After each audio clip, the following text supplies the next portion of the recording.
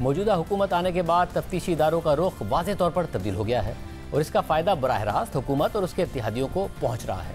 नैब और FIA एक के बाद एक केस या तो वापस ले रहे हैं या फिर केसेस में मुल्ज़िमान बरी हो रहे हैं।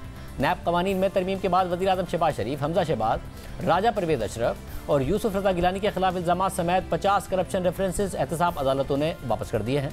और आज नैब केसेस के हवाले से एक अहम पेशरफ सामने आई है। नैब ने साबिक सदर आसिफ अली ज़रदारी के खिलाफ 25 साल पुराने केसेस में बरियत के खिलाफ दरख्वास्तें वापस ले ली हैं और इस हवाले से 4 अपीलें वापस लेने के लिए इस्लामाबाद हाई कोर्ट में दरख्वास्त दायर कर दी है। नैब की 4 दरख्वास्तों में कहा गया है कि अपीलों की मजीद प्रोसिक्यूशन एक ला हासिल मश्क होगी। आसिफ जरदारी के खिलाफ दस्तावेजात की फोटोकॉपियां भी मुश्किल से रिकॉर्ड पर हैं और दस्तियाब दस्तावेजी शवाहिद कानून शहादत के मुताबिक नहीं है, इसलिए इस्तदा की जाती है कि इन अपीलों को वापस लेने की इजाज़त दी जाए। 12 दिसंबर 2014 को एहतसाब अदालत के जज मोहम्मद बशीर ने ARY गोल्ड और उसूस ट्रैक्टर्स रेफरेंसेज में आसिफ अली जरदारी को बरी कर दिया था।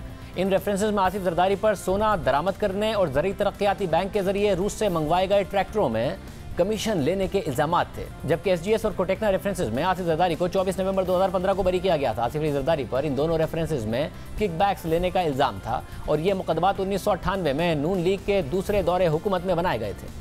ये वही जज मोहम्मद बशीर हैं जिन्होंने एवनफील्ड फ्लैट्स रेफरेंस में नवाज शरीफ, मरियम नवाज और कैप्टन सफदर के खिलाफ फैसला देकर उन्हें सजा सुनाई थी, जबकि आसिफ जरदारी की इन रेफरेंसेज में बरियत के खिलाफ नैब की अपीलें 2014 और 2015 से ज़ेर समात थी और गुज़िश्ता कुछ समातों में सबूत ना होने पर तहरीक इंसाफ के दौर में भी और उसके बाद भी इस्लामाबाद हाई कोर्ट नैब पर सख्त बरहमी का इजहार कर चुकी थी।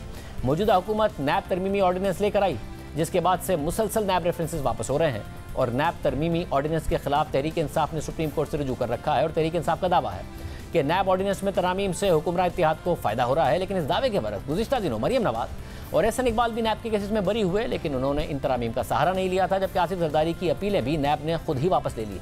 सुप्रीम कोर्ट में आज नैब तरामीम के खिलाफ तहरीक इंसाफ की दरख्वास्त पर आम समात हुई और दौरान समात जस्टिस एजाजुल एहसन ने तहरीक इंसाफ के वकील ख्वाजा आरिफ से सवाल किया कि क्या कोई रह गया है जिसे नैब कानून से इस्तिस्ना ना मिला हो।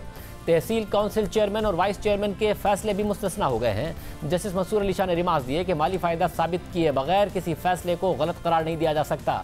बज़ाहिर अफसरान और अवामी ओहदेदारान को फैसला साजी की आज़ादी दी गई है। नई तरामीम के बाद मुल्जिम नैब कानून से बच निकलने पर दूसरे कानून में फंस जाएगा। आपके दलाइल से ऐसा लगता है कि एहतसाब सिर्फ नैब कर सकता है। एहतसाब के लिए दीगर इदारे भी मौजूद हैं। आमदनी से ज़ायद असासों का जुर्म आज भी नैब कानून में मौजूद है। क्या अदालत अब कानून के डिज़ाइन का जायज़ा भी लेगी? अदालत पार्लियामेंट के साथ चालाकी को कैसे मंसूब कर सकती है? इस तरह तो कल को कोई भी अदालत में आकर कह देगा कि आमदनी से ज़ायद असासों पर फांसी होनी चाहिए। बहस अदालत में नहीं बल्कि कौमी असम्बली में होनी चाहिए। जस्टिस मंसूर अली शाह ने तहरीक इंसाफ के वकील ख्वाजा आरिफ से सवाल किया कि पाक फ़ौज को नैब कानून से इस्तिस्ना क्यों दिया गया है? सारा पैसा और कारोबार तो फ़ौज के पास है। क्या फ़ौज एहतसाब से बालातर है? मुल्क में सबसे बड़ा कारोबार फ़ौज करती है। इमरान खान ने फ़ौज के एहतसाब का नुक्ता दरख्वास्त में क्यों नहीं उठाया? अवामी ओहदेदारों ही के हवाले से सुप्रीम कोर्ट में आज एक और अहम समात हुई है।